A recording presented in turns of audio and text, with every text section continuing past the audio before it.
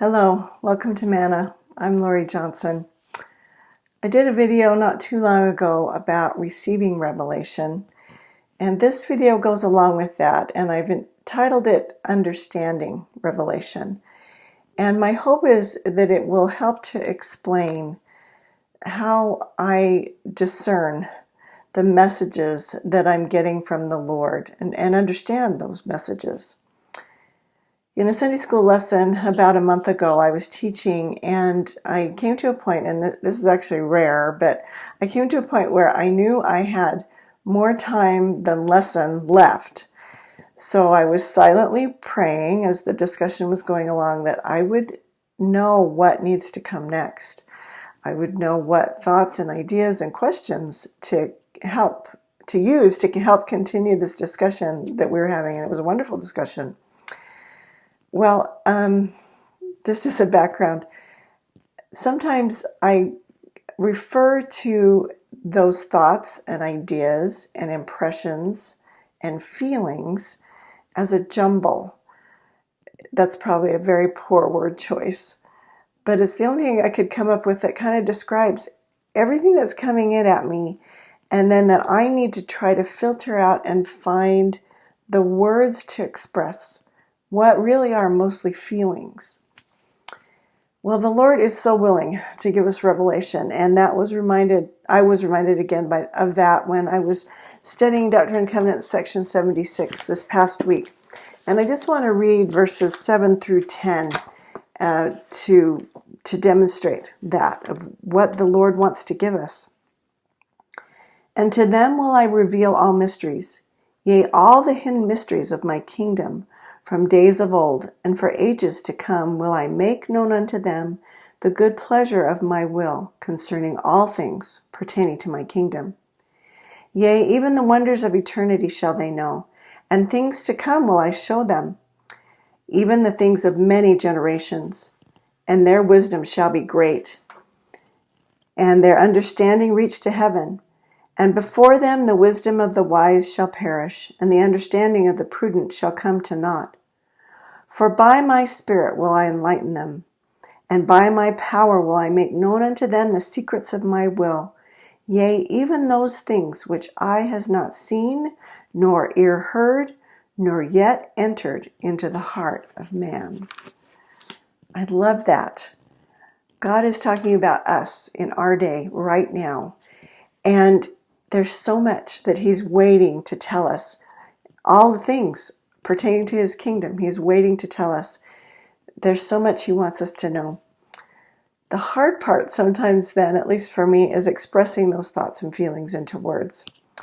So going back then to my Sunday school class that I taught a month ago, I just had to start talking for the message that the Spirit wanted me to convey to come out.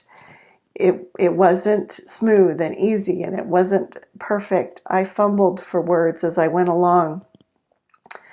But eventually, the more I spoke, the more I did, the more actions I took, the more it came out. This happened again this past Sunday, again teaching a Sunday school class. And I had a thought during Fast and Testimony meeting about a parable in the New Testament, and I thought, that kind of goes along with the lesson that I want to give in Sunday school in the next few minutes, basically. And it did come to a point in that lesson where I thought, oh yes, I need to bring up this parable. Now at the time, I hadn't looked up the parable and reread it, so I kind of fumbled and stumbled as I tried to explain this parable and remember it. But the more I spoke, the more it came out. And as I went along, I went to this is the direction I need to go in. This is the question that's going to come after I relate this parable. It happens when I'm writing too. I have a journal where I try to write down basically spiritual impressions I have as I'm studying the scriptures, and even at the end of the day, ways that I've seen the Lord in my life. And again, sometimes it's a feeling, and I try to write words to that feeling. And and I write something and I cross it out or I retype it or a million different things, I have to stop and start again. But once I get going and once I do it, the Spirit takes over and helps me finish and complete the thought and put into words the feelings that I've had from the Spirit.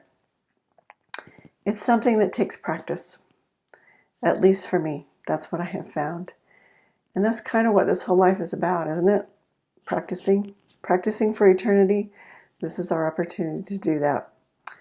I wrote a poem last year that kind of relates to the work and the effort that goes into receiving and understanding revelation. And it's called Inspiration. Sometimes the words just flow like living water. I can hardly keep up with the stream, and thoughts and feelings take shape into divine communication. Other times there's a mist of darkness, with only a thin rod of feeling to hang on to.